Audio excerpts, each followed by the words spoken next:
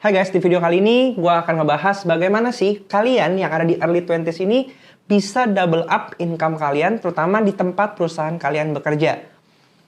Oke, stay tune! Halo guys, balik lagi sama gue William Sudana, dan buat kalian baru tahu kali ini, setiap Senin, Rabu, dan Jumat, gue selalu berbagi konten seputar sosial media, marketing, personal development, dan juga finansial. Untuk membantu kalian punya karir yang sustainable ke depannya, karena gue percaya semua pasti bisa karena terbiasa. Dan gue dapat pertanyaan, berisik banget sih. Banyak DM yang masuk ke gue, gimana sih cara kita untuk double up our income, terutama di tempat kita bekerja sekarang. Gimana caranya minta naik gaji tanpa harus ditolak sama bos kita. Apakah kita harus bekerja keras? Apakah kita harus kerja kayak kuda? Istirahat nanti dulu deh. Dan akhirnya kita kena mental health. Karena mental health ini adalah salah satu isu yang lagi sering banget diangkat dan diperbincangkan, terutama di momen-momen pandemi. Kita tuh overwork dan overproductive. Gue nggak bilang bahwa mental health itu nggak penting. Gue nggak bilang bahwa kita tuh harus bekerja keras, banting tulang kayak kuda. Dan nggak usah istirahat. Tiga-tiganya itu adalah hal penting yang harus diperhatikan. Karena kalau misalnya kita nggak memperhatikan hal tersebut, ini akan menurunkan produktivitas kita. Tetapi faktanya, ketika kita hidup di zaman era-era umur early 20s ini adalah golden moment di mana kita itu harus memang stay produktif.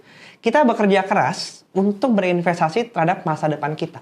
Satu, kita ini nggak punya tanggungan, energi kita masih banyak, waktu kita masih banyak, productivity kita tinggi, dan semangat kita itu juga lagi berapi-api. Kalau misalnya kalian melewatkan momen ini, emang kalian mau saat nanti kalian umur 40 nanti, kalian tuh baru pusing-pusing harus belajar hal baru lagi, baru mengumpulkan pundi-pundi uang kalian. Dan ini yang menjadi mindset yang salah ketika kita ngerasa bahwa you only live once, gue mau happy-happy dulu, terutama abis kuliah gue mau happy-happy dulu lah, mau enjoy, karena masih banyak waktu nantinya. Kita nggak pernah tahu bahwa ternyata banyak banget social pressure yang muncul, terutama ketika kita ngeliat di sosial media. Banyak orang yang sukses jadi miliarder, bilioner di usia muda dengan karya-karyanya. Baru kemarin kita dapat pitch dari satu grup anak muda yang membangun startup. Dan surprisingly, mereka itu baru semester 3 dan mereka itu udah ngebuat satu solusi yang bisa membantu nanti. Mereka nawarin untuk ngebantuin program di Home for Creators kita supaya kelas-kelas online yang kita bangun itu bisa lebih efisien dan gak ngerepotin dengan sistem yang lebih baik lagi. Yang bikin gue kaget adalah, hebat banget, anak baru semester 3 udah punya visi dan action plan strategi yang bagus banget. Walaupun produknya belum launching, tapi mereka udah mulai nawarin produknya, berkenalan, membangun network, sehingga nanti ketika produknya launching, orang-orang udah tahu dan siap pakai. Itu luar biasa banget sih. Karena banyak dari kita yang lebih memilih untuk santai-santai, kita pasif, nggak mau proaktif. Padahal kunci sukses dari kita adalah gimana tuh kita proaktif, nggak nunggu di spoon feed. Banyak banget generasi kita nih yang nunggu disuapin untuk bisa berkembang. Kalau nggak ada instruction, nggak ada komen, mereka nunggu, chill, kerjaan gue kayak udah beres. Gue mesti ngapain lagi ya? Nggak ada, bos gue nggak minta apa-apa kok. Justru ketika kalian punya mindset seperti itu, ya disitulah kalian nggak akan pernah maju. Karena kalian nggak membuka opportunity untuk diri kalian berkembang dan terpapar dengan hal-hal lain. Don't work for the company, work for your future self. Justru, back in my early 20s, ketika gue masih bekerja di korporasi, ketika pekerjaan gue udah kelar, gue demen banget untuk bisa mampir ke divisi lain, terus gue ngobrol sama teman-teman kantor gue untuk belajar apa sih yang mereka lakukan, kenapa bisa begini, kenapa bisa begitu. Kenapa administrasi sistemnya begini, kenapa kalau di marketing tuh harus ada flow seperti ini. Dan itu yang akhirnya membuka gue dengan perspektif-perspektif yang baru, bahwa sebuah sistem yang dibangun di perusahaan itu akhirnya saling bisa melengkapi. Dan ketika gue bisa memahami cara bekerja orang lain, apa yang orang lain lakukan, itu secara nggak langsung membantu bagaimana gue bisa meningkatkan solusi dan performa pekerjaan gue di kantor.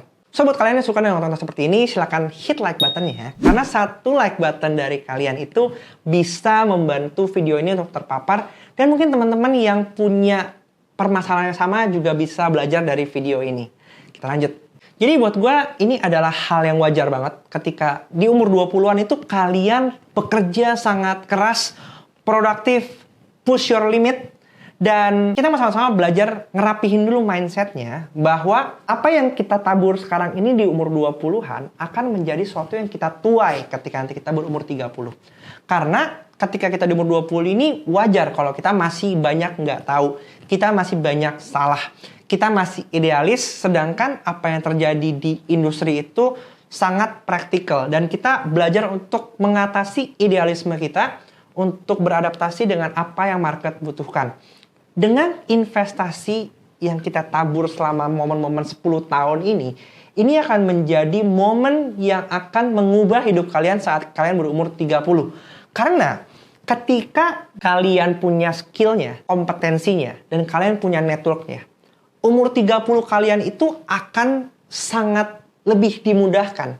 Terutama ketika kalian berhasil memiliki 3 poin tersebut, gue percaya financial itu akan datang dengan sendirinya tanpa kalian minta. Karena kompetensi ini yang akan kalian tukarkan dengan uang. Gue selalu bilang bahwa your customer buys your expertise. Kalau misalnya kalian aja nggak tahu apa expertise kalian nggak akan bisa tahu apa yang harus kalian jual kepada calon customer yang berani membayar kalian. Karena di dalam creators economy ini, apapun itu bisa jadi duit. Ketika kalian tahu apa yang menjadi expertise kalian. Pertanyaan lagi selanjutnya, kalau misalnya saya telat tahunnya. Saya udah keburu umur 30, kayak gue umur 30. Dan apa yang harus gue lakukan? In my opinion, it's better late than never. Karena mungkin saat itu kita belum terpapar sama informasi-informasi. Sama halnya ketika gue lagi zaman kuliah, gue tuh nggak terpapar banget sama bagaimana Twitter itu bisa dijadikan pekerjaan. Itu menjadi penyesalan gue. Karena kalau misalnya saat itu gue udah melek, gue nggak cuma nyampah doang di Twitter, mungkin kehidupan gue akan nggak kayak sekarang gitu. Oke, ada traction yang udah gue bangun dari zaman dulu, tapi semua itu nggak bisa kita sesalin kan. Karena mungkin saat itu memang kita nggak terpapar aja. Tetapi ketika kita udah terpapar, yang bisa kita lakukan adalah kita membuat action plan. Gimana saya bisa ngejar ketertinggalan saya, supaya apa yang saya miliki ini bisa saya elaborasikan lagi, dan akhirnya membuat hidup saya menjadi lebih baik lagi. Teknologi yang ada ini buat gue udah menjadi jembatan yang paling efektif untuk kita tuh bisa mengembangkan diri kita. Pertanyaannya cuman kalian mau atau enggak? Karena kalau misalnya kalian bilang saya nggak bisa, banyak hal yang bisa kita pelajari secara otodidak tanpa harus mengeluarkan biaya apapun lewat internet. Tinggal masalahnya bisa atau enggak. Back in 2016, gue nggak bisa bikin video. Tapi lewat tutorial di YouTube, akhirnya gue bisa bikin video. Back in 2011, gue nggak bisa ngomong di depan kamera. Tapi ketika gue mencoba membuat video, lakukan secara berulang-ulang, ternyata gue bisa kok nyaman ngomong di depan kamera seperti ini, berinteraksi dengan kalian. Itu semua adalah soal bagaimana kita membiasakan habit-habit baru ini dari yang nggak nyaman bisa menjadi nyaman.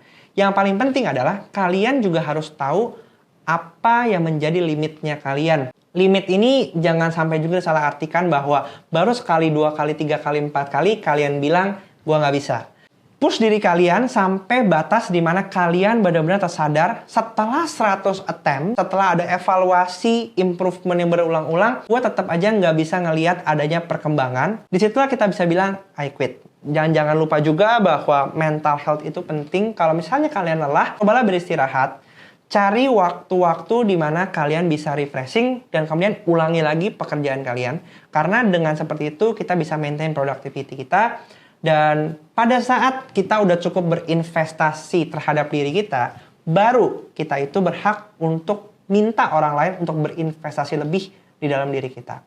Tanpa adanya kompetensi, skill, network, dan juga jam terbang, orang lain pasti akan enggan dan ragu untuk berinvestasi lebih ke diri kita. Tapi dengan adanya bukti nyata, itu akan jadi bukti yang konkret untuk orang lain juga bisa lebih percaya.